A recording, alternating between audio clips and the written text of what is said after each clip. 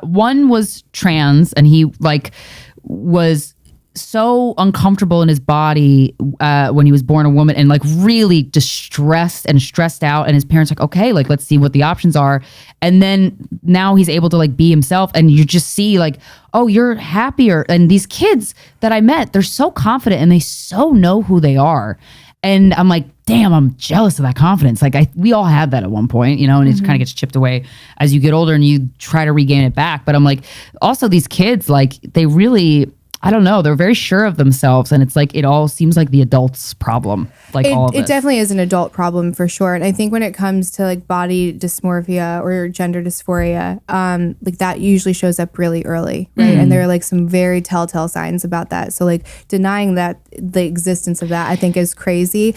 I think what I see happening is that we're trying to like act like it's more prominent than it is. Right. So if you see someone's gender expression that doesn't align a stereotype, then you see parents that because they don't want to make the politically incorrect move, that they're like, oh, well, they must be this instead. And I think that that's super harmful. And it's also not acting with integrity within your own child and like to protect them. So I think, again, every situation is going to be different, like, and go to a professional to see if that's what's going on so that you can take care of your kid, right? And like let them express themselves how they need to, or do the changes or whatever. Like the social changes. But when it comes to like forcing on like, I guess, stereotypes, I think that that's harmful. Yeah, it's like or pushing you in one direction. Right. Like it just doesn't. I think it's about leaving the door open when you're dealing with like children. It's just like like presenting options, even like, and you can do that in many ways. Like for me, it was like done not so much for like sex or gender, just because like I wasn't questioning that, but like I think even like religion, like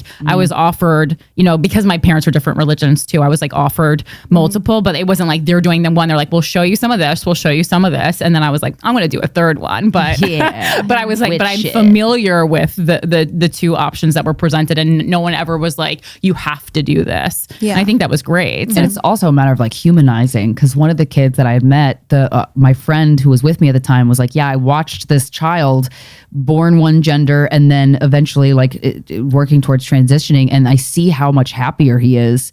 And this was a person that like might have voted Republican, like very like, oh, what is this bullshit? Rolls the eyes the second you start talking about anything of this nature. And he was like, I will never doubt the genuine existence of a child's gender dysphoria ever again, because I watched it and I'm like, oh man, I wish we could humanize it for everybody. You know, but no, you should 100% treat everyone like a human. I don't think that there's ever an excuse to dehumanize anybody. Like, that's just but that's cruelty. why, like the side of the people that are like, this is fucking bullshit, it's because they haven't humanized it yet, I think. Partially, but then you see like a pendulum reaction, right? Like I think that's how, for some reason, like we still have like these monkey minds, and we like we just react and we react instead of trying to come to an equilibrium. So like again, it very much exists 100%, and like for those people that it exists for, like they should be allowed to do what they want to do.